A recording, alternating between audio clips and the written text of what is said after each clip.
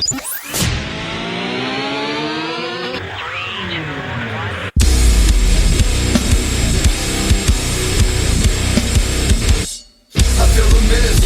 on the clock again. Feel like I'm playing in a game that I can never win.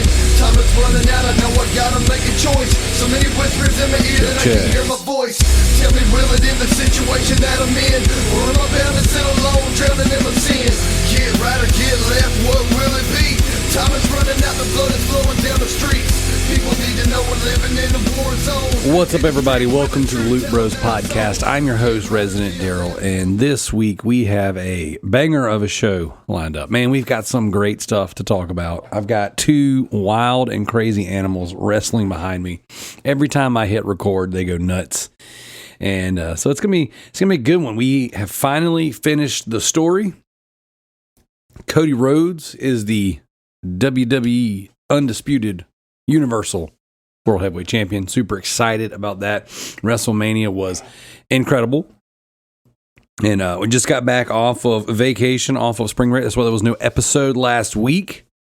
And being that this is pretty much a one-man band these days, that's all I'm going to cover for me. So we definitely are behind the eight ball. We owe a show. I owe a show.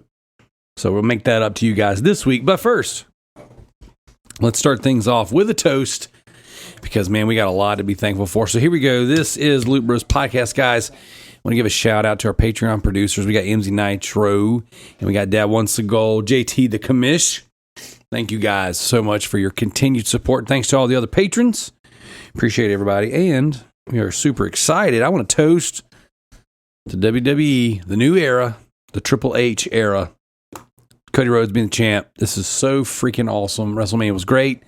Spent the time with my boys watching it, and it was excellent. So here we go. And you can hear the dogs in the background celebrating as well.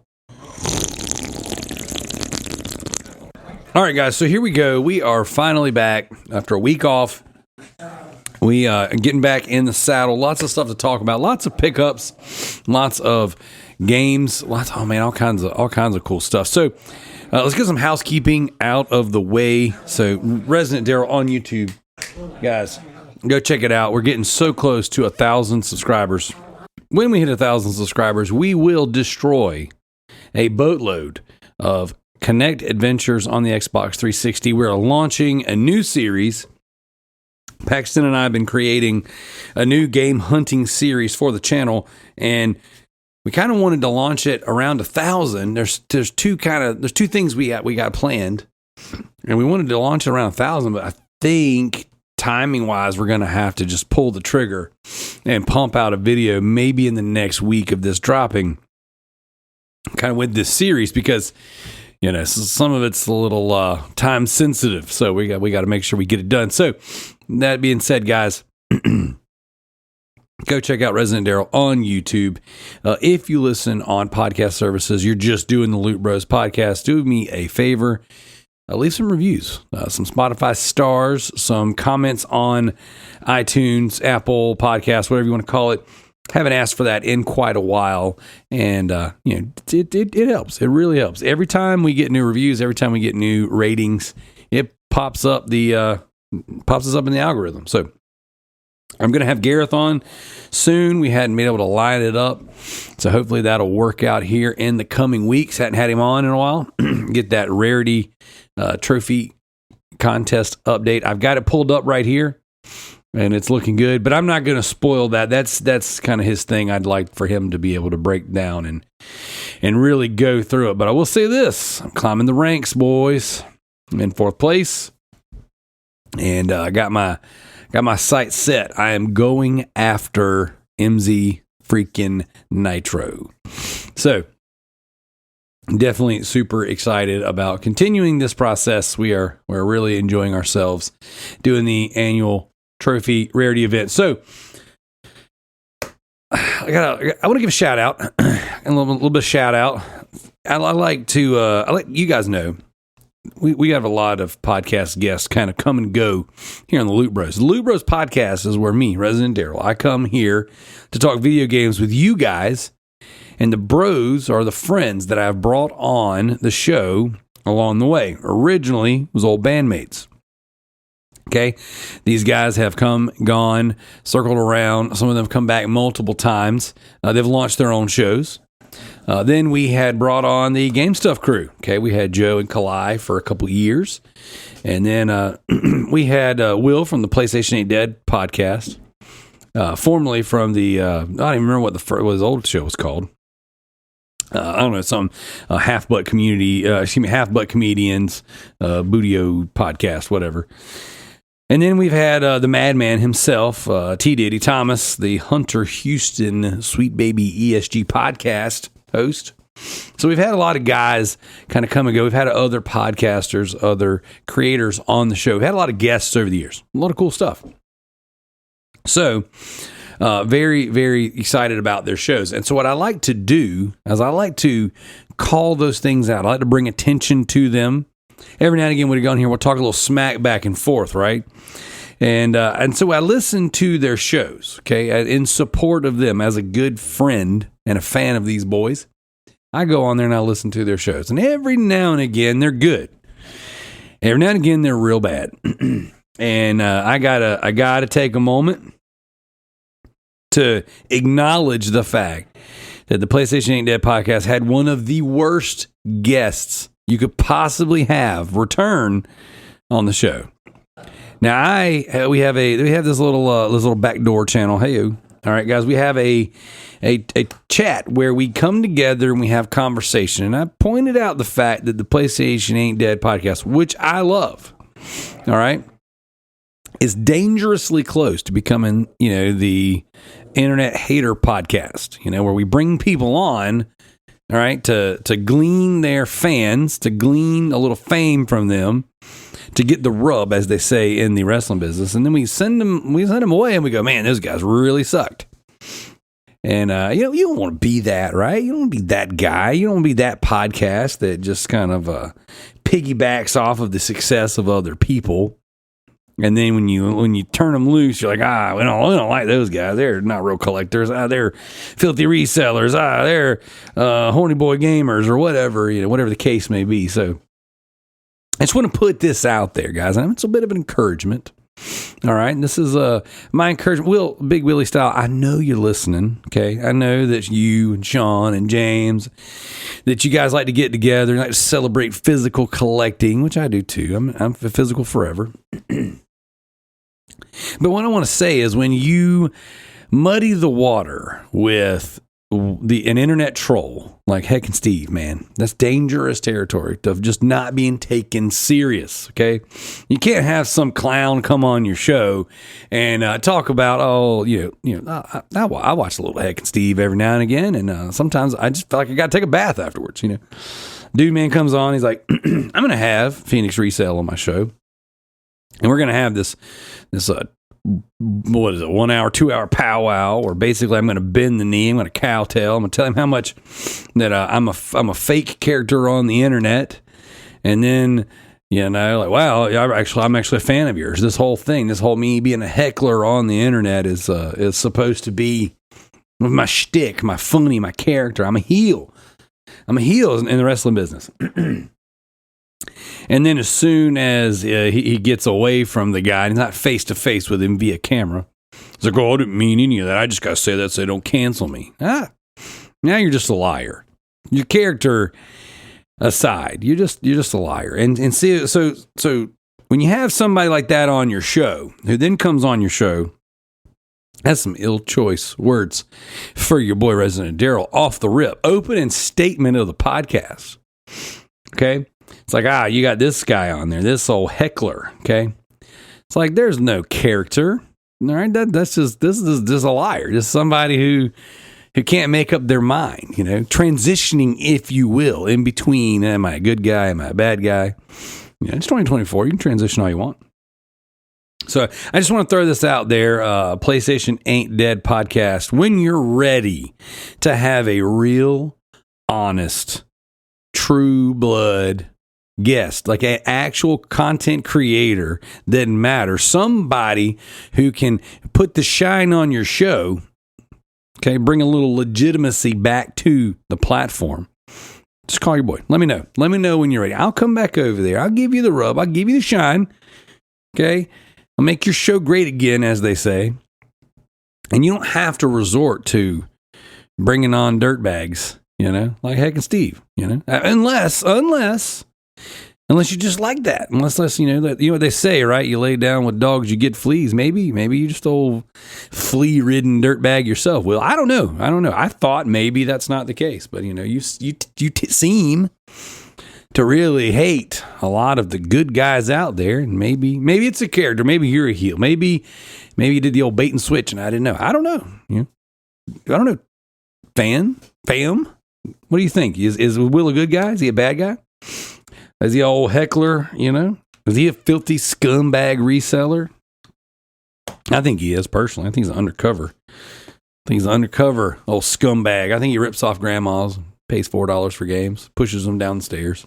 Or so I've read. I don't know if that's legit or not. See, the problem is when you keep company that flounders around, flip-flopping, transitioning, if you will, in between, I'm a good guy, I'm a bad guy, I'm truthful, I'm a liar. Yeah, I don't know. I don't know what to do with a liar. Okay, there's one thing when you get on the podcast and you turn it up to 10, you turn it up to 11. Okay, there's one thing when you take who you are and you just lean into it a little bit.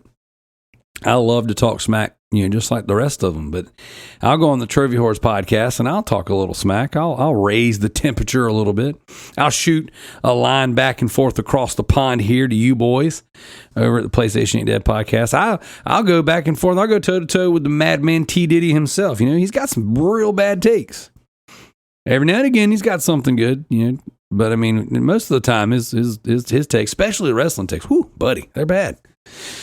But we can't all be great. There's only room for, really one, and you're listening to him now. So when you're ready to have the great one back on your show, okay, when you're ready to make your show great again, just holler. Or you can leave it as it is and continue to try to get the rub off of, guys like Steve. That's fine. It's gross. But hey, that's your prerogative. Okay. But I did want to address it. I do listen to the show. I did not finish that show. God only knows how bad it actually gets. It starts off pretty rough. But hey, every now and again, I guess you're entitled to have a stinker. Okay. Don't have too many stinkers over here. We've had some stinkers before. Few and far between, as they say. So, hey, I do want to give a shout out. Guys, if you're listening, go check out the PlayStation Ain't Dead podcast. Don't listen to the Heck and Steve episode. That one's trash. But go listen to the other episodes where typically, every now and again, at least the other two guys, James and Sean, they've got pretty good opinions on some things. They buy games. It's cool. One of them, self-admitted filthy reseller. Okay. Scout the PlayStation, or so I heard. Gotta love it. Guys like that are good. They're keeping the industry alive, thriving. But yes, go check their show out, guys. Go check out the Hunter Houston ESG podcast. Listen to the gaming show if you like rants and Thomas saying a lot of really wildly inappropriate, crazy things. If you want really bad wrestling takes, you can listen to the Hunter Houston the Wrestling Tornado. The second show, that's where he and Joe, former co-host of the Loot Bros podcast, that's where they get together and have really, really bad wrestling takes where they come together, they praise guys like CM Punk, who's cancer to the industry, trying his hardest right now to be a real good guy, going out of their way to make social media posts and videos about how he and Randy Orton buried the hatchet and now they're going to lead the locker room together. Like literally trying so hard to be everything he wasn't. He's garbage. He's going to continue to be garbage. And then when guys like you, the Wrestling Tornado, get on there and you ride his coattails, you ride his jock, so to speak, and you praise people like CM Punk, it's really hard to take your show serious as a whole. But I will say, I continue to listen and support because I'm a good guy. I'm your friend. Okay. A bit of a fan of your gaming takes, not necessarily so much your wrestling takes because they're bad. But you know what? Again, they can't all be winners. You want good takes, you come here to Loot Bros. You want to listen to Resident Daryl talk about the things that actually matter, games that are actually good, wrestling takes that are great, usually predictions that are 60% of the time they're right every time. You don't want to go over there for, you go over there for, I guess, it's kind of like a reality TV show, The Wrestling Tornado. You guys, You come to the Loot Bros when you want good quality content, television. You go to the Wrestling Tornado when you want a real bad reality TV show, okay? Or when you, like the podcast equivalency of Desperate Housewives, that's PlayStation Ain't Dead, okay? All right, guys, go check out our friends on those platforms. Go check out the Trivia Horse, Matt G, former co-host. Notoriously bad takes on Jimmy Ryan. But hey, again, you don't go there for the good takes. Okay? You go there because they got the Loot Bros rub. All right? They got the shine. They came to me.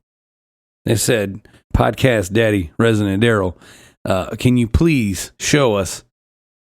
Can you make us great? Can you help us? And then we'll go to other places and we'll try. I teach them how to plant the seeds. I teach them how to water it, how to make it grow. I teach them how to tend to the field, work the land, as they say. And then I send them off into the wilderness. I'm like, hey, now you got to survive. Maybe you will, maybe you won't. Probably won't. Well, you just do the best you can with what you got. So go over there, check out Trivia Horse. My man Tricky Mick holding it down. If it wasn't for Tricky, there'd be no Trivia Horse. All right, he's the only real Trivia Horse over there. So, God dog it, go over there and support the man because he's doing everything he can to hold it down. But yes, we want to give a shout out to our friends, guys. Resident Daryl YouTube channel. Go check out our friends and their podcasts if you're looking for something fun. Those are 3 shows right there that'll get you. It might make you a little crazier, but there's some fun stuff out there. So, definitely want to let them know that I'm thinking about them. I'm a little disappointed in them, but sometimes your daddy gets disappointed in you. It happens. You still have time in this life to make it right. Let's talk about some games, guys, that we're playing. Being that I was off, essentially, for spring break, we were supposed to do a lot of traveling. We didn't do the traveling. We did a lot of home repair, a lot of home work, things around the house. And late in the evenings, played some video games. So I do want to give a shout out to Patreon producer MZ Effin Nitro. He and I played a little bit of Call of Duty Modern Warfare 3 on the PS3 and had a really good time. Played for about an hour and a half, 2 hours. Had a really good time. We're going to continue to chip away at some of those co-op missions, the special ops. Had a good time with that. Knocked out some trophies. Because of my newly found love for that game, we had a good time. I was like, you know what? I'll go for the plat. Why not? So I am currently 40-ish% done with my veteran playthrough. So gonna knock out those. I'll do the multiplayer trophies with MZ, and I should secure a nice new shiny platinum for Call of Duty Modern Warfare 3. I hadn't got a Call of Duty platinum in a while. Typically don't stick with them long enough to finish them. You get the plats, but hey, I think we're going to knock that one out. So, played that one. Played some Goat Simulator 3. I'm getting closer to the edge. I got the really grindy trophies now, the collectible trophies. A couple odds and ends I got to do with that one. Playing it with the son, playing it with my little man. So we're knocking that out. So we did a bunch of VR stuff. I had a ton of students come, a bunch of kids from the youth group come over and stay with the kids over spring break. So we set the VR up, set the PlayStation VR up, and we played a bunch of stuff. And I got to show them the Persistence in VR. The Persistence, guys, first person space horror game, roguelike attributes to it. It's a good game. I really, really, really enjoyed it. Go check out the Loot Bros Patreon. Last month's deep dive, I went into the Persistence. Really, really enjoyed that game. I highly recommend it. So I've been playing a game called Brotato. Now this is one that I watched my son play. He told me about it. Said it was on Game Pass. We got a month of Game Pass. And I checked it out, and it's a pretty interesting game. Honestly, the trophies are very common, but it's kicking my butt a little bit. So I don't understand how it's got a 50% platinum rate, and I haven't even beaten a run yet. So either I'm just trash, or I haven't picked the right build yet, which is most likely the case. But Brotato, I think I picked it up for like $2.99, $3.99. It is a one-button shoot 'em up. Essentially, you're this little potato, and you get waves and waves of enemies coming at you, and you have to survive. And you have to survive. I think it's 20 rounds or whatever, and they get increasingly more difficult. You unlock a bunch of power-ups, multiple guns. You can hold up to 6 guns with most builds. I think you can get up to 12 with certain builds, but it's a risk-reward build thing. So as you add attributes in one section, it takes away from them in another. I didn't expect to really dig this game, but you only use the left thumbstick. It's just a one-handed game. Hey, you. So I played through it a little bit. I saw him play it, and he's having a blast with it. And I was like, all right, I'll give it a try. And I started playing through it. And I was like, man, I actually really enjoy this. This is pretty cool. So playing the Brotato, and I was like, man, this is fun. I can get down with this. So playing through that one, got some trophies in it. Pretty stoked. Pretty much. I think I'll stick with it. I think I'll go for the platinum. Seems like, according to the stats, it seems like it's not too hard. I've played it for a few hours, and I am not great at it, but it's enjoyable. And the fact that you can do it with one hand, like sometimes a simple game like that it's needed. It's good. It's good to have. So I did platinum the complex and totally normal journey. I don't remember if I did that before or after the last podcast, again, because we were out for spring break. But I've been talking with a friend of the show, Jared, about some of these games. And a lot of these full motion video FMV games, these Whales games, are getting PS5 upgrades. So some of them are paid for, some of them are free. So I started downloading them, and I really enjoy these games. So knock those out. Totally Normal Journey is, again, it does, I guess, technically based off of the evidence found in this show and on the Trophy Horrors. We are qualifying this one as high quality spam. It does take an hour, a little over an hour, around an hour to platinum. So, took me an hour and 10 minutes to platinum it. So I'm going to say high quality spam. And so I knocked that out. We have a PS5 upgrade for it. It's a trash game, but it's wild. It's like an acid trip. It's weird. But apparently this group has made several games like it, and they're weird. So I think I might go down that rabbit hole and play some more of their weird, trashy games. And I say trashy because they're just low budget and really, they're intentionally bad. Or so it seems. So next up, I put down Hi-Fi Rush for this game. Okay, guys? Alone in the Dark, 2024. Whoa, buddy. It is incredible. My game of the year so far. Couldn't put it down. I'm playing Hi-Fi Rush. I'm like, this is great. I'm actually really enjoying this game. Alone in the Dark shows up at the house because I pre-ordered it, and I was like, oh, okay. Let's give it a shot. Let's go ahead and put it in. I really want to see it. I want to see the atmosphere. I haven't read a single review, nor have I even looked at the Metacritic on it. But I'm in comment threads and groups where they're like, man, I don't understand why the reviews are bad on this game because it's great. Like, I'm in these horror, there's a group where I'm in like these Resident Evil, Silent Hill, horror collective groups, okay? Tens of thousands of people in there. And they're like, every single person that's played the game in the group is like, dude, this is really good. I don't know what the reviewers are saying because this game is good.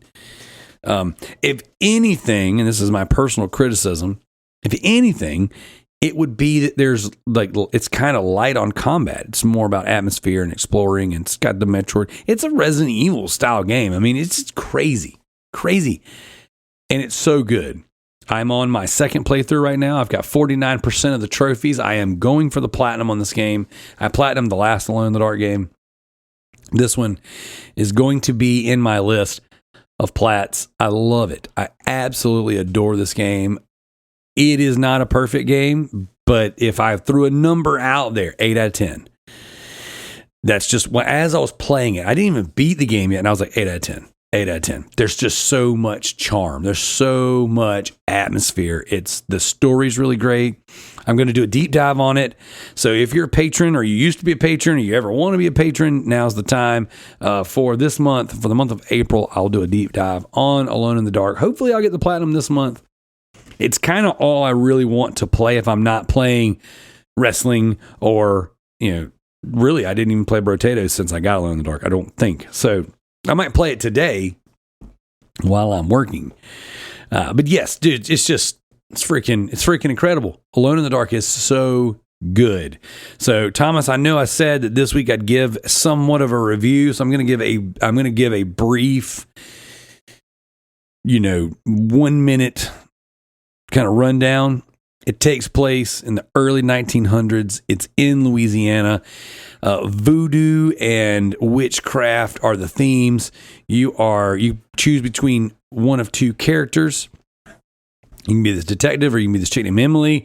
They're both looking for the same person. They're looking for Emily's uncle, Jeremy. He is in this facility, very mansion-like from Resident Evil, but he's in this facility filled with just odd characters, very reminiscent of a Silent Hill or even a Resident Evil. We're definitely going over a minute. But you have to uncover where he's at. Like, they're like, hey, we don't know where he's at. He's missing. We got to find him. He's got to get out of here. He's bringing trouble. What is the trouble? That's a spoiler. So it is freaking awesome. Third person shooter. It's very pretty. I would say, again, I'm going to save a lot of this stuff for my deep dive. Very pretty game. Enemies were cool. Just it's not a monster closet game. You get a few enemies, you go a while without any. You get a few enemies, you go a while without any. You get a few enemies, you go a while. There's certain sections of the game where there's a ton of enemies, but it's a lot of what's about to jump out at me. And it just builds on that. So it's very cool. Very cool game. I highly recommend it, guys. This is a Daryl style game. This one is just all up my alley, and I love it. It's one of the best games I've played in a long time, but it speaks to my interest. So if you listen to the Loot Bros podcast for any amount of time, you know what I like. You know I like third-person survival horror games. You know I like a lot of story. You know I like a lot of tension and atmosphere. Those are my favorite things. And this has all that. It's oozing with charm. It's cool. It's very cool. So go check it out. And Alone in the Dark. That is, that's a banger. The last thing I've been playing, and I guess I only throw that out there because I like to end with like the main game, right? Like when I talk about the games I've been playing, I'm like, here's kind of like something I dabbled with. Here's something I maybe, played, but I don't know that it's really okay. Let me back up. My favorite thing about gaming podcasts are when the hosts talk about games. Okay, when I listen to video game podcasts, it gets me excited listening to the host talk about games. So that's why the Loot Bros podcast has always been a lot about the games. It's not a huge news show, and honestly, it wasn't until I went primarily solo that news even really became a thing. When we first started, Frosty, he was adamant about being a news show. And I always wanted something a little more evergreen because I like to go back and listen to certain podcasts. I like to go listen to their old episodes. All right, I'll give you an example. Podcast Beyond. When Greg and Colin were on there, and even before Colin was on there, I love to go back and listen to those episodes because of just how funny they are. And the anchor, the center point to it all is video games, right? So video games are fun, and they're supposed to be fun. And I really enjoy listening to people talk about them, especially when they're passionate, they're excited about them. Because what happens is I would listen to the podcast while I'm working, and I'm like, oh, I can't wait to go play the game. I want to go play I want someone to tell me more about the game. In a perfect world, I would do full podcasts about just every single game I played. And maybe I should, I don't know. But for me, like, and the Loot Bros crew, anyone that's ever been on the show, at least in the past, 2-3 years, I constantly said behind the scenes, I want to spend more time talking about the games Maybe we talk about less games. We just talk about them for longer, because to me, that's the most interesting part. You're looking for a video game podcast to talk about video games. You don't go to a video game podcast to necessarily listen to them talk about their political views. You know, even though that's a very common thing, you don't go to a video game podcast to hear necessarily about recipes for good meals. Although what makes a great podcast, in my opinion, is when you blur the lines on, like, what are you're here for games. That's the thing that kind of anchors us down. But like, we're going to also talk about everything else that in our life that's interesting. So you kind of blur the lines on what exactly this show is. Is it just strictly games? Is it comedy? Is it news? Is it, is this more like a vlog style? I guess it wouldn't be a vlog because there's no video, but like an audio, whatever, podcast about the hosts' lives and things like that.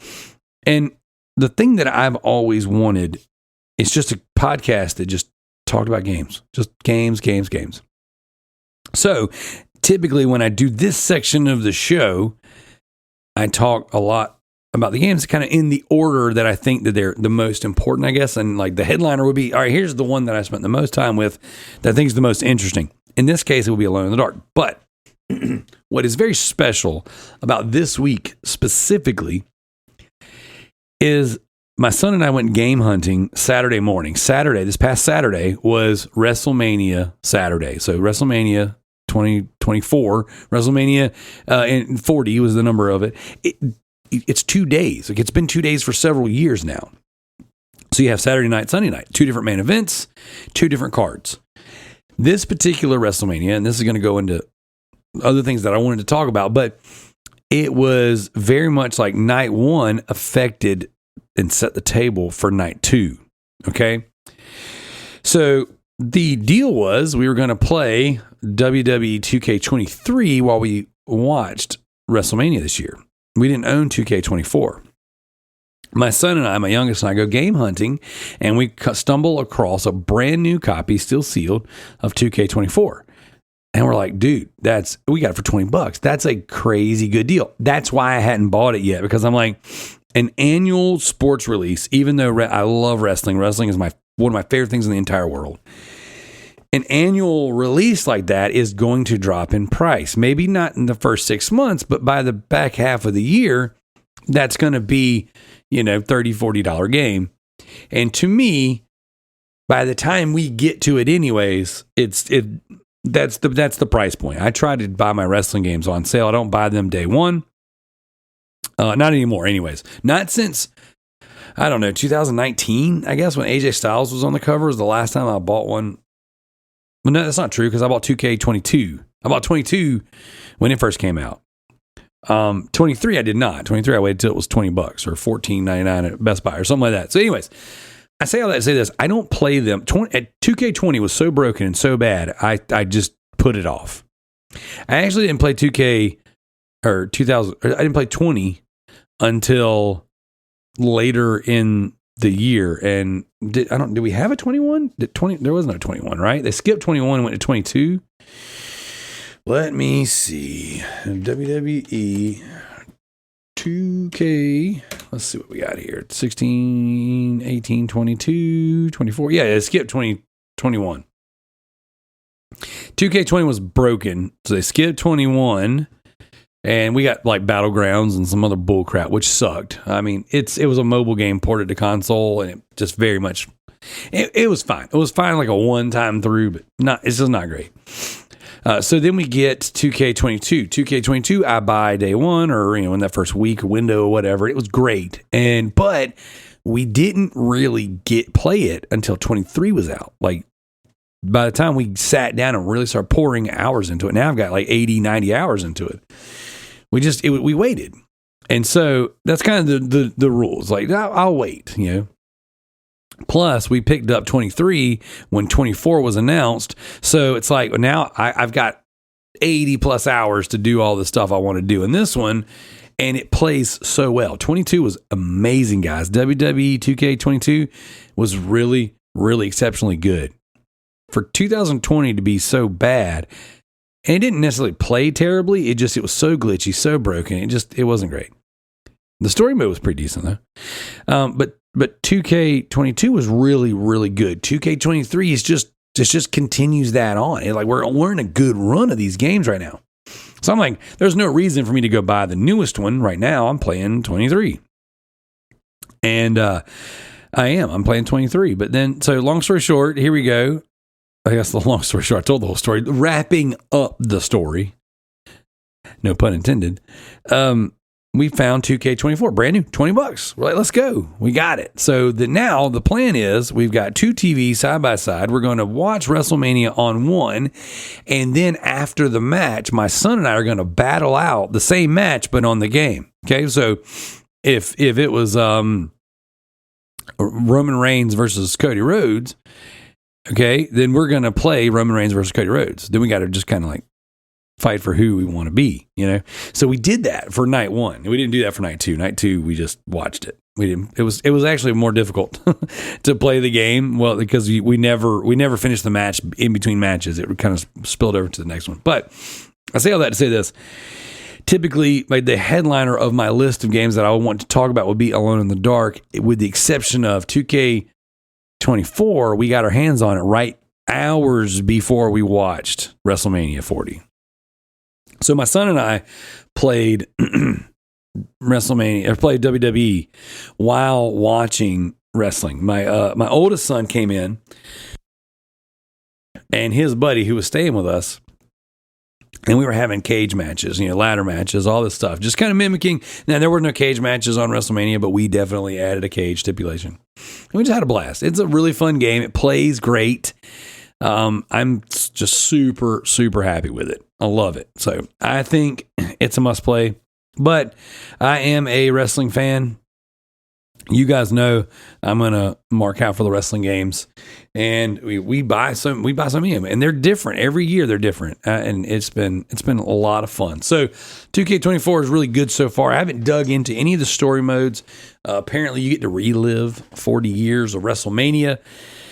This time though, I'll do the My Faction and My Rise and all that stuff while the servers are online. I'm actually going to try to go for the platinums on these, unless My Faction and stuff is just so sucky. I do see though, because I got the PS4 version, I do see that it looks like there's a glitched or bugged trophy right now. So the platinum has a 0% on PS4. So there is something wrong. There's a bunch of comment threads in the forums over here on PSN Profile saying a bunch of crap. So I'm just gonna play it casually for now, and then we'll definitely, before the servers close, try to knock those out. Try to get us another wrestling platinum. It's been a while since we platinumed a wrestling game. I don't really know. I don't have any real aim or direction for my trophies these days. If something really sticks and feels good, I'll platinum it. If I'm in the middle of a trophy competition, I'll play a spam or trash game. I'm not seeking them out necessarily. If something's interesting, I'll go for it. But I didn't even platinum Spider-Man 2, so I'm not going for everything. And just I've got 420 platinums right now. It's kind of at this point I've got 10 or 12 kind of very, very close to the end for the next trophy competition, the GTTSC.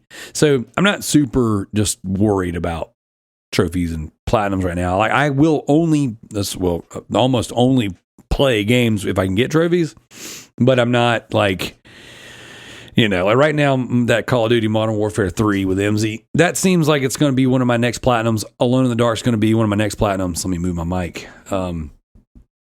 So I've got some in sight, but I'm not gonna sit down and try to chase everything. I'll platinum Goat Simulator with my son, things like that. I'll probably try to platinum Brotato just because it's fun. But we will see from there. So now let's get into some pickups.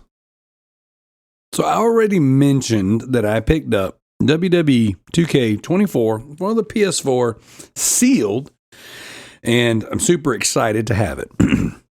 So I took the kids to this bowling arcade, called Stars and Strikes. And for spring break, they had this gimmick, this deal going where you could get an hour of bowling, an hour or a game of laser tag, and an hour of unlimited arcade games for like $25 a person, right? Pretty decent deal. Didn't set the world on fire. There's 6 of us, so it wasn't super cheap, but we did it. We were like, hey, this is one of the things the kids wanted to do on spring break, so we're going to go. We're going to have a good time. So we went and did some bowling, and that was awesome. We did laser tag. I won, came in first place because I'm the laser tag king. I mean, on top of being, listen here, Will, okay? I want you to, Will, I know you're driving right now. I want you to turn it up, kind of really, really focus in on this part. Not only am I one of the greatest podcasters that has ever lived, all right, the greatest guest that has ever graced not only the PlayStation Ain't Dead podcast, but the Trivia Wars podcast. That's right, Tricky. You know it, and I know it. Not only am I great at those things, but I also go to these arcades and I dominate, absolutely blow it out of the water. I'm the GOAT at laser tag. So we go in there with a crew, and I did something that I thought was funny. All right. So of course I won. I mean, it's not even a question.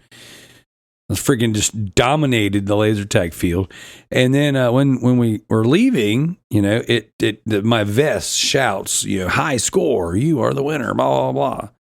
And I like any grown man would, I quoted Grandma's Boy. And I said, oh, high score. What does that mean? Did I break it?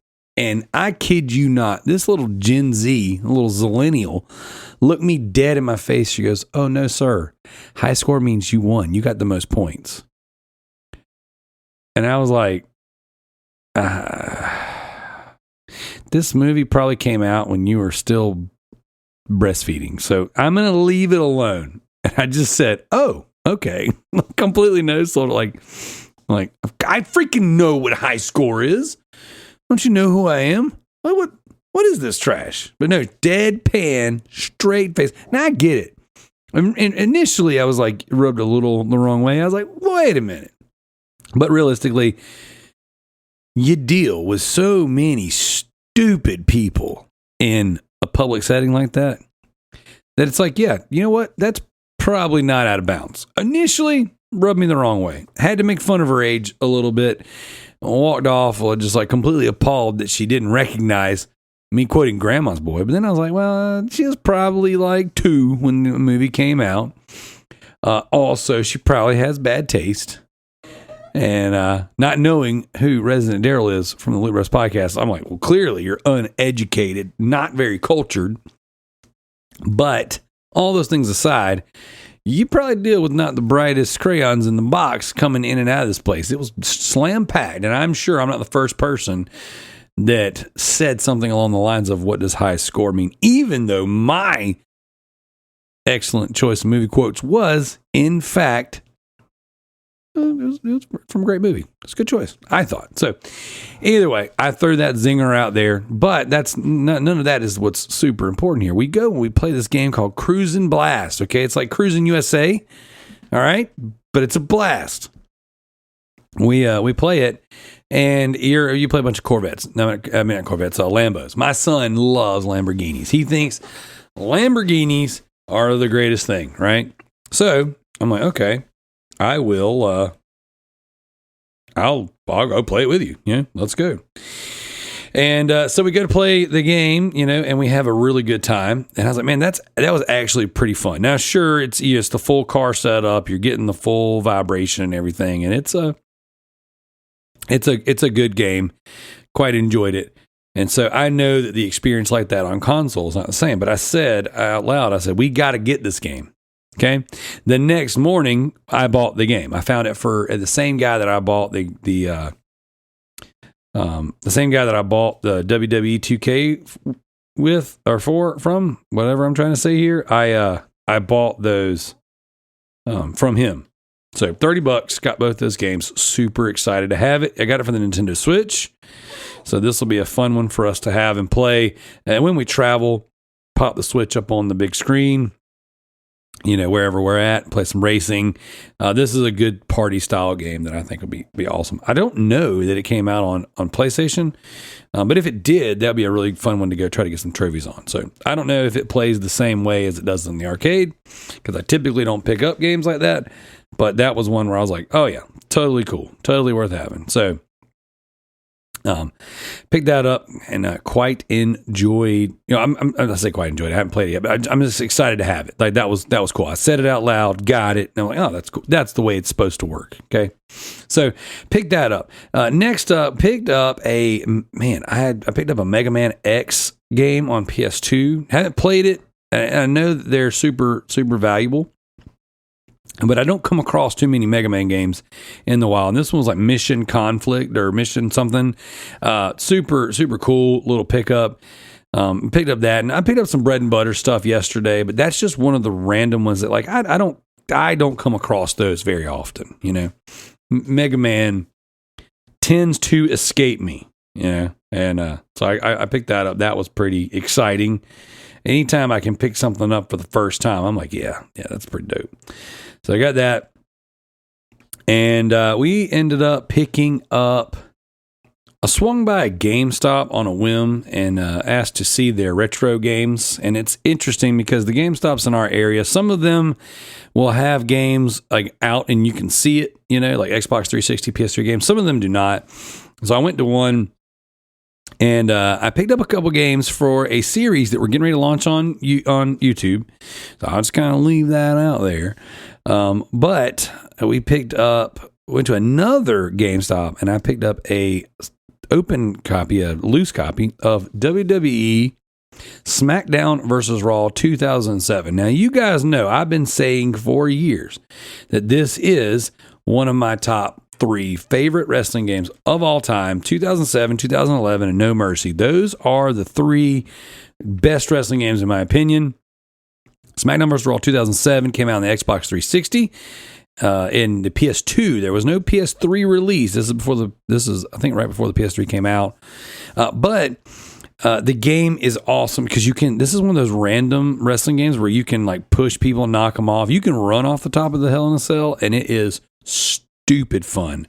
The game has gotten more and more valuable over time, and now it's running like $31 loose, right? $36 or $37 complete with the manual.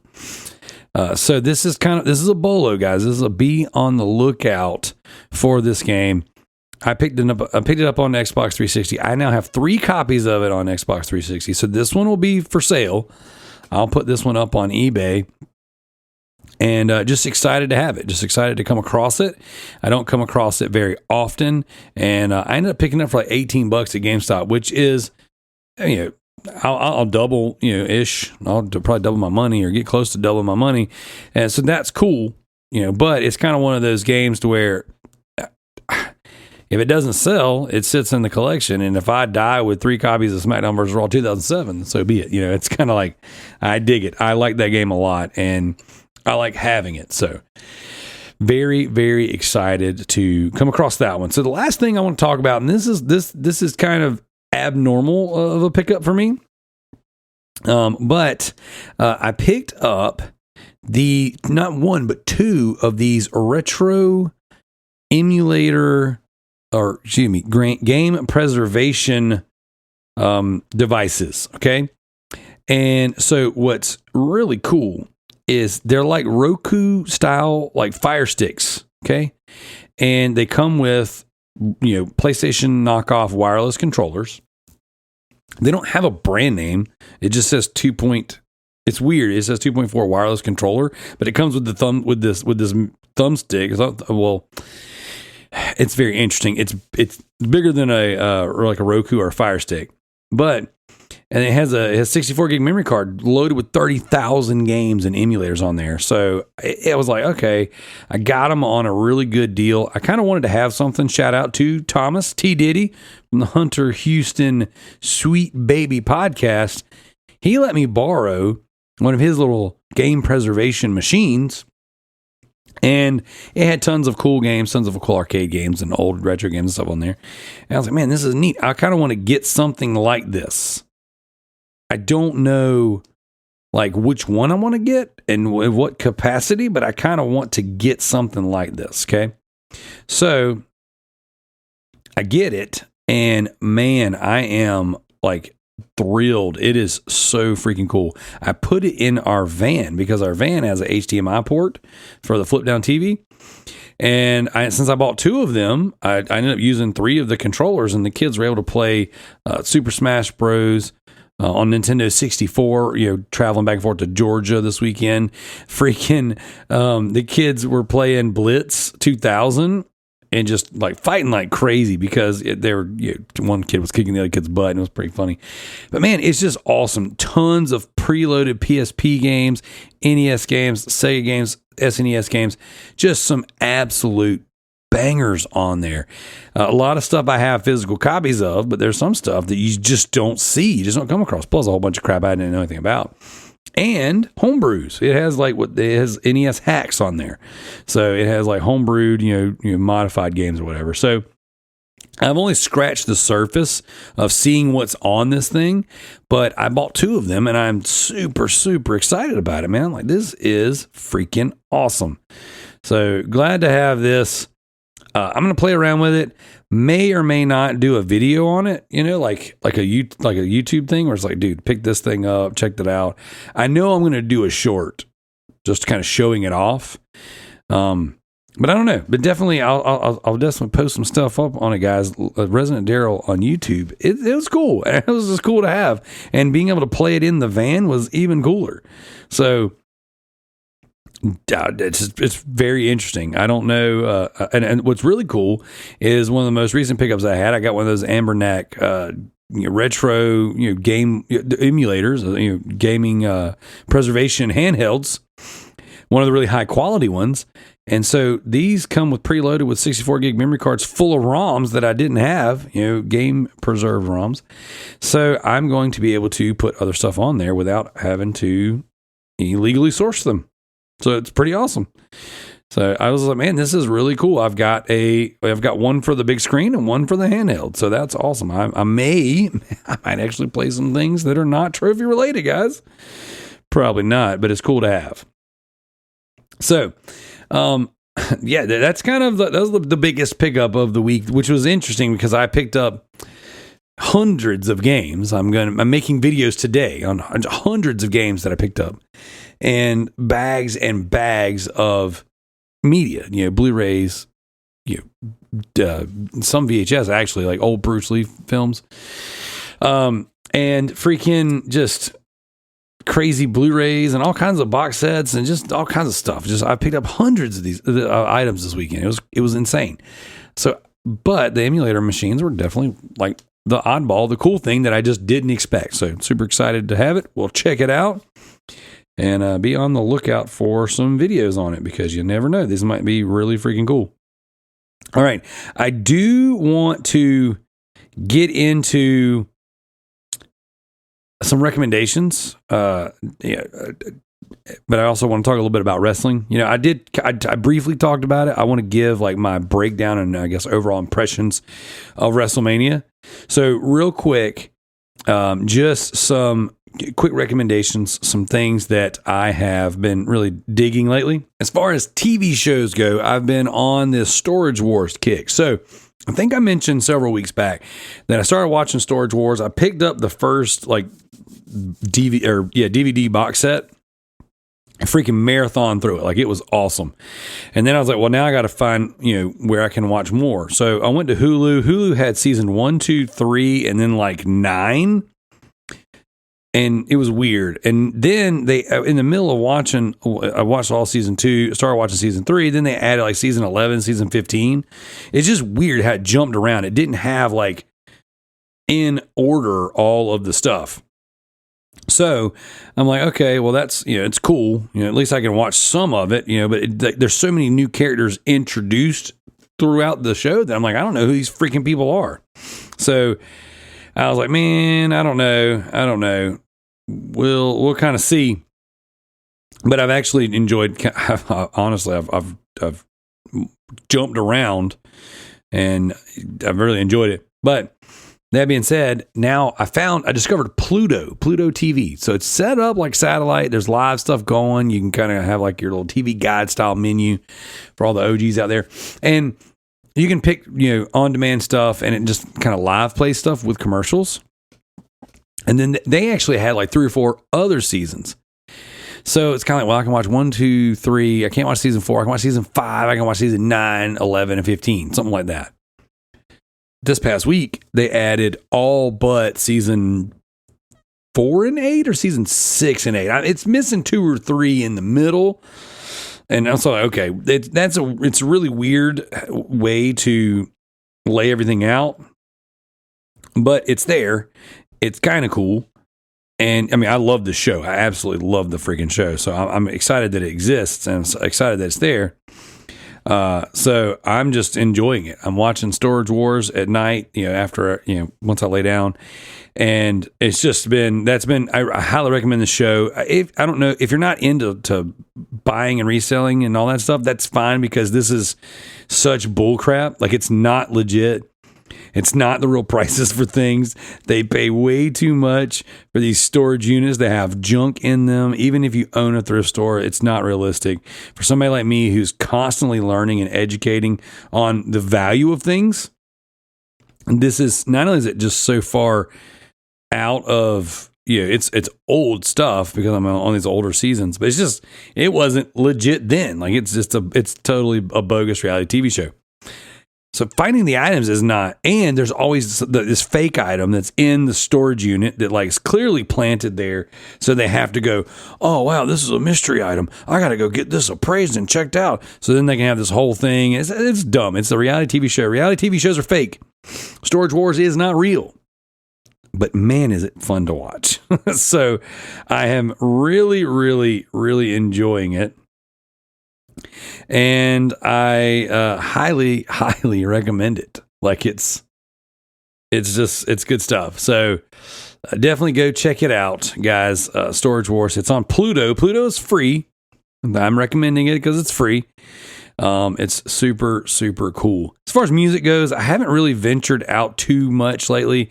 There's some new stuff out, but really I've been stuck on Spoken's new album, which I think I've already talked about, and 7 Day Slumber's new album, which I also have talked about. They're both really freaking good. I can't turn them off. Like, that's just what I've been listening to. And then of course the normal Star Set. So, definitely, I still recommend those, but I got nothing new to talk about. And I've been sent albums, and I know stuff's come out, and I've seen my release radar, but I'm in the zone with these specific albums right now. So definitely still enjoying those. And then the last thing, I watched a movie with the kids the other night, and it was really good. And my son read the book. And, he was like, Dad, I really want to watch this as a family. I said, let's go. We watched it. It is called The Fifth Wave. You've probably already heard of it. Maybe you've already seen it. It's an interesting movie. It was good. So I think it's a post-apocalyptic style movie, but not like, it was good. I quite enjoyed it. Go check it out. The Fifth Wave. I own it. We actually bought it while we were out game hunting. And like I said, my son just finished the book. So I don't know the best place to go watch it. I didn't look it up, but I highly recommend it. And I've been trying my hardest to, again, like I mentioned in the beginning of the year, watch more films this year, watch more movies. And there's so much stuff that I missed. And for someone like me who grew up, family owning a video store and, watching a lot of movies, what movies was my thing, back in the day. It's just something I'd gotten away from. So I'm trying to make good on that. And I haven't stuck to my goal of watching a movie every week just because there's really not enough time in the world to do all the things I want to do. But definitely watch that one with the wife and kids. It's really good. Highly recommend it. And go check it out for sure. So that's kind of my end of my recommendations. I'm going to end the show with, and I know that there's some people that listen to the show that don't like wrestling. So I'm ending with the wrestling talk, even though I did kind of venture into it earlier. So, guys, girl guys, WWE WrestleMania 40 was incredible. It was absolutely everything I wanted. I was trying to think, is there something that I wished that would have happened that didn't happen? And I just don't think that there is. I don't think that, I don't know that it could have been better than it was. I just think it was really good. I think that the special appearances that happened, the match outcomes were really good. I think that, the stories that were being told, the quality of the matches, everything was really good. There was a stinker in there. There's always a stinker in there, but it did what it was supposed to do. It was supposed to be a spot match. It was supposed to highlight some things that were, important to the area. It was held in Philadelphia. I think that, Roman Reigns and The Rock teaming up against Cody and Seth Rollins was really freaking cool. Way cooler than I expected. Seeing The Rock in there, being The Rock, just talking smack and just doing what The Rock does best. Yeah, the heel Rock is the best Rock. And man, I'm telling you, it was fun. It was a really good time. I thoroughly enjoyed it. I thought that was a great match. As far as night one goes, I think that the women's match, starting things off, Rhea Ripley, retaining the championship was really good. I think that the damage control match versus the Naomi and Jade and Bianca Belair, I understand what they're doing, and they drove the point home on the press conference, all about representation, all that stuff. We wanted more minority women in, that's fine. That's all well and good. I'm glad that it exists. I didn't care for the match. I didn't think it was terrible. I think that the women that they were wrestling against were much better performers than the people that won. But you can't win them all, so it was decent. So if I had to pick a stinker for night one, that was probably my pick for night one.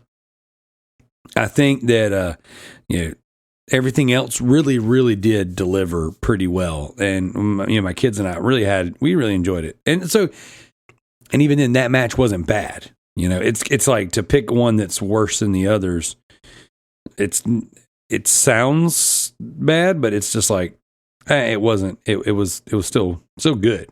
Still a good match. They did a good job. Seeing Triple H out there, of course, opening up the show was awesome. Stephanie opening up the second night was awesome. That was really cool. I think as far as night two goes, the stinker of the night was the match first off, Snoop Dogg was just annoying. I don't find him entertaining. Never have. I never even liked his music really. So there's that. But it's just kind of like one of those things where I'm like, dude, this is stupid. This is, he's out here doing his thing, and that's fine. But I wasn't feeling it. And, it's him on commentary. He talked way too much. He made really stupid jokes. Like, it was annoying. That whole match between, Karrion Kross and his group versus Bobby Lashley and his group, them reenacting the Dudley Boy stuff for being in Philadelphia, that was all fine. Like, that was the caricature match. You know what I'm saying? Like, that was this is here for comic relief. This is here to give a pop to the Philadelphia crowd. It's kind of whatever. To me, that was the stinky match. It was like, and even then, it wasn't terrible. And they did some neat stuff. Carmelo is such an incredible wrestler and an incredible talent.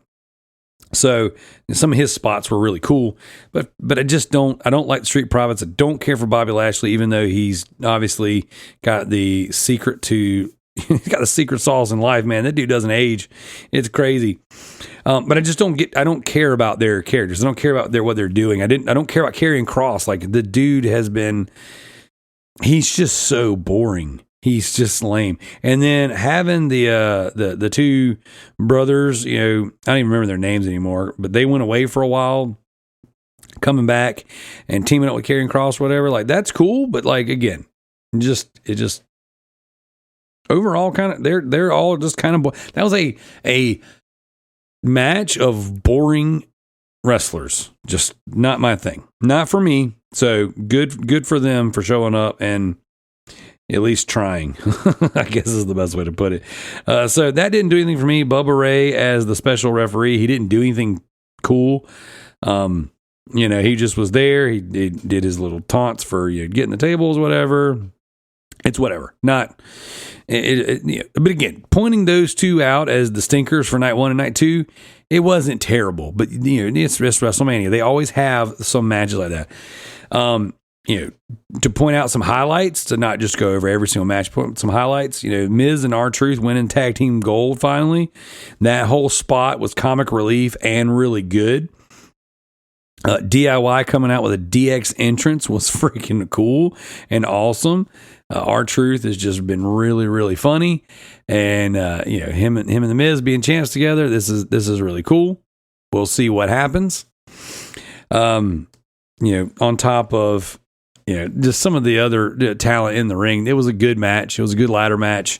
The A-Town. And it was Austin Aries and Grayson Waller winning the belts. You're going to have a comical heel team rocking some belts. That's pretty cool. So overall, I was very, very happy with that whole deal, that whole match.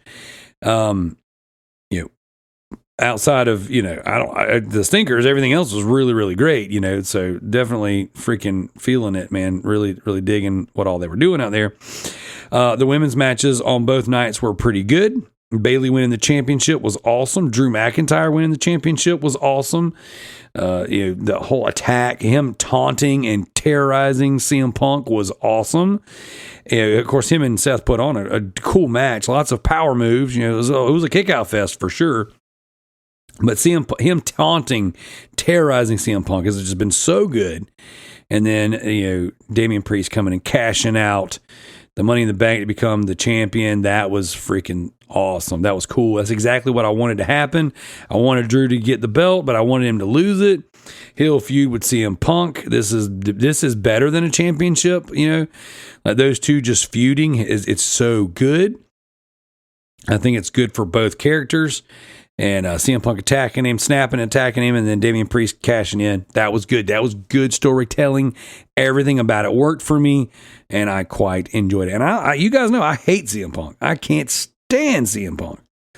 But seeing this happen, it's like, yeah, this is exactly, this is how it's supposed to be. This is a good way to work him, put Drew over, put him over. Damian gets the belt. Now we get to go through this whole thing. So that was really cool. I think that all of the championship matches were great.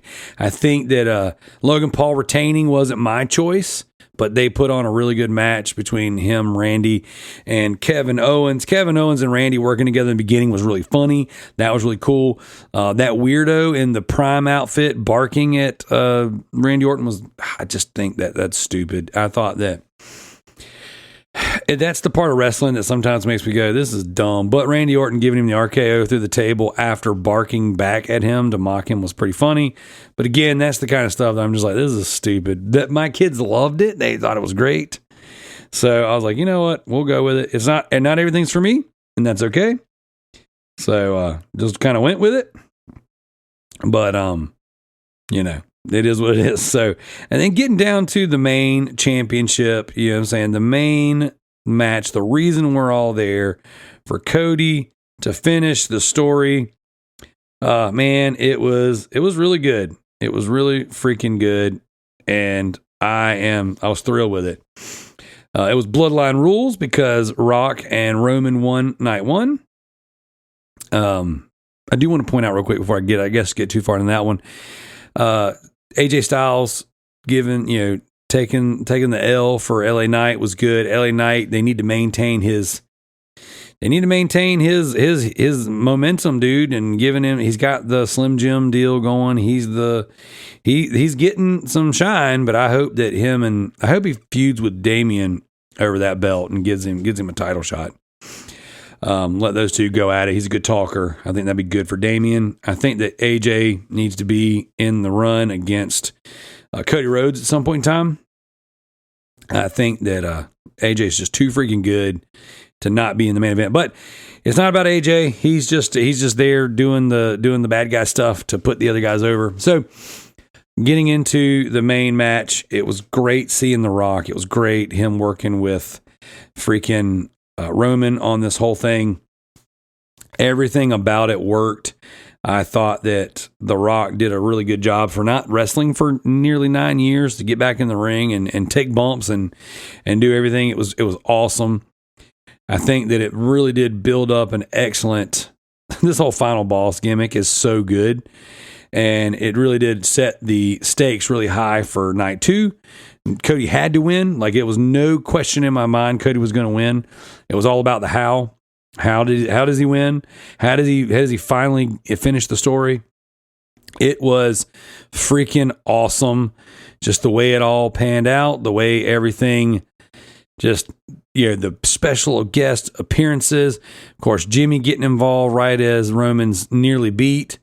And then Jay coming out. Jay and Jimmy put on a really great match too. Just that super kick fest was just awesome. And then, spear tackling him off the stage through the tables was cool. Solo came in. The spike spear combo was awesome. And I really did believe that was it. Like, when he did the spike spear combo, guys, I was like, they're not going to finish the story. They're not going to do it. Like, this is it, dude. This is freaking crazy. They're not going to do it. They're not. I couldn't believe it. In my mind, they were just going to let it be that Roman was going to stay champion. And when he kicked out, I was like, okay, when he kicked out of the spear spike combo, this is it. This is where it goes. The Rock comes down, the final boss, he gets involved. The Undertaker shows up. I couldn't believe that was like a random, like, what? Undertaker shows up, he choke slams freaking Rock. Like, that was so cool. I was like, man, I didn't see that coming. I expected Stone Cold, really. I expected Stone Cold to get involved. I expected Sammy and guys that have been, I expected, honestly, friggin' LA Knight, like guys that have been screwed over in this deal. Even Drew McIntyre, guys who lost because of the bloodline interference. I did not expect freaking Undertaker to show up at WrestleMania, which, that's obviously a bigger deal than the other guys, but it was just crazy. It was like, oh, that's really freaking cool. So I enjoyed it, man. It was neat. It's a good match. Cody wins. They hoist him up on their shoulders. He's the guy now, and we're off to the races, man. It's crazy. It's crazy. I watched the post wrestling press conferences, just the hearing about his dad. The fact that Triple H is like, the best part about this whole thing is it's been 100% real. Like, his story was a real story. This all really worked out the way that it did. And him becoming the champion, this is 100% like this just naturally unfolded, and they were just they knew what they were doing, and it was good. It was really freaking good. So I am very happy with it, guys. I'm very happy with the way it went, and I couldn't have picked a better way for it to work. So for me, it was A+ of a show. I think that, I don't know, again, aside of Stone Cold showing up and getting involved, like Seth Rollins came out in his Shield gear with his Shield, stuff, and just, it was good, man. Everything about it was freaking good. Yeah, we didn't have any surprise, like, superstars from other companies or people that we didn't expect to show up. So that would have been, I guess, what I was looking for. Not that it really matters, because I don't need that, but it was I did expect it. I did expect that to be kind of what we got, and when we didn't, I was like, oh, cool. We're doing homegrown talent, and That's what it's going to be. So it was good. It was an excellent pay-per-view, guys. I just think that, I could have done any better. I'm super happy. I'm super excited to see what happens with Raw. As far as predictions go, I don't have any clue who Cody's going to feud with. If it was me, I would make Roman go away. Maybe The Rock and Cody feud for a while. I mean, you don't hold the title for 4 years and not get a rematch. So maybe Roman gets his rematch. Maybe this, continues on for a while. The Bloodline story had been really, really good. Roman Reigns, stale. Roman Reigns sucks. Like, I've never liked Roman Reigns. Roman Reigns and the Wise Man, Paul Heyman, excellent. Roman Reigns and the Bloodline, all his family, even better. Roman Reigns by himself, I just don't care for it. I just don't think it's good. I don't think he's good. I've never liked him. I've never been interested in anything he did. I've always thought he was the worst part of everything that he was a part of. This worked. It took a while. I wasn't on board for a long time. I didn't come around until Sammy and Jay really started to become super elevated. And it's like, at this point, Roman just is there to hold the title while we build these other superstars. Roman can go away now. Jay is on fire. Cody Rhodes is the king of the mountain. Sami Zayn has got just this build up. It's incredible. It's just like everyone else is in a good spot. And ultimately, I guess that's really what you got to do to get everyone over, is you kind of had to sacrifice having freaking championship matches. Like, it sounds crazy, but that's essentially what happened. Is we sacrificed having championship matches to get all these other guys over. Now they're over. I want to see what they do with it. So I don't have a clue. I hope some new blood comes in. Maybe, dude, I don't even know. Maybe someone from another company comes in. Maybe they don't. I don't care if they bring anybody. There's really nobody else I want. Like, I think everyone who's in WWE is who I want in WWE. I just want them to use them. I want AJ Styles to have a more prominent role. I want LA Knight to get a run at a championship. I think that grudge matches are cool and you got to have them, but we've got, CM Punk and Drew McIntyre grudge match now. We don't need, and maybe him and AJ Styles have a few more matches back and forth to really solidify everything. I don't know, but I think it's good. I think we're in a good spot. And I think that wrestling it's just so, it's on fire right now, guys. And if you're maybe you're a lapsed wrestling fan, maybe you haven't watched wrestling in a while and you're like, I don't know, I haven't really been into it. Now is the time. Netflix just scooped them up. So in the next year, WWE is going to be on Netflix, which sucks because I hate Netflix, but as a company, I hate Netflix, but it is what it is. That's where I'm going to have to be to watch it. So I'm very much behind on Raw, SmackDown, and stuff like that. I have to watch highlights because I don't have cable. So I'm hoping that I'll get the network programming, maybe sooner than the 30-day window we have now. Because typically by the time you get the episodes, the pay-per-views have already happened, the resolutions have already happened, so there's no point in watching it. So we'll see kind of where that goes. But I am super excited to see kind of what we end up with. And I don't know, man. I don't know. It's gonna be good. I think, from hearing all the promises and all the stuff that they were saying in the press conference, we've got a new era. It doesn't have a name yet. They're calling it the Triple H era, which I think is fitting. Triple H being one of my all-time favorites. But him and the head of creative and just seeing what we're getting out of that and what he did with NXT originally, man, I'm telling you guys, this is it's a good time to be a wrestling fan. There's great programming. We got AEW, we got WWE, we got so many wrestling shows. You got TNA, you got NWA. I watched that on YouTube. You got GCW. The independent scene is thriving. Like, wrestling is hot and on fire right now. So it's definitely a time to get in and just be entertained. Enjoy yourself. It's fun. Wrestling is fun. And we don't have clowns dancing. You know what I'm saying? Like, this is, and it's owned by the same people that own UFC now. So it's just like, I think things are going to get more. I think they're going to get more combative. I think it's going to get more crazy. And I think the physicality is going to go up. I think that Triple H being the man, being in charge, The Rock being on the board of directors, like these are the best of the best. And now they're running the show. I just think that we're getting ready to see a level of professional wrestling and storytelling and TV that we've never experienced before. And it is the best time to jump in. So I highly recommend it, guys. Go check it out. It's just, the pay-per-view was awesome. WrestleMania was awesome. I recommend watching it. It's going to be everywhere. It's going to be all over social media. It's going to be all over all the talk shows, Pat McAfee show, the Today Show, Tonight Show, all that stuff. It's all happening. WrestleMania is going to be everywhere this week. And it's as big, it's bigger than it's ever been. So definitely go check it out, guys. All that being said, thank you so much for listening to me jabber my jaws. Thank you for being patient with me as I went on vacation for spring break.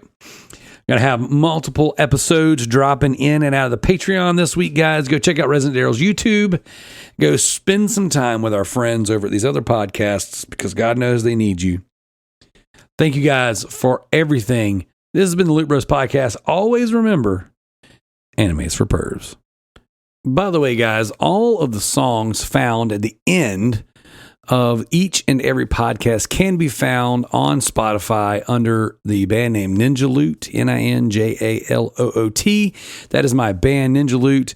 All these songs that I put at the end of the podcast, I've been uploading over there. And I'm going to be adding more. So even the rap rock stuff that I did with Georgia Red, the theme song for the Loot Bros Podcast, all that stuff there on Spotify. If you're into it, go enjoy it.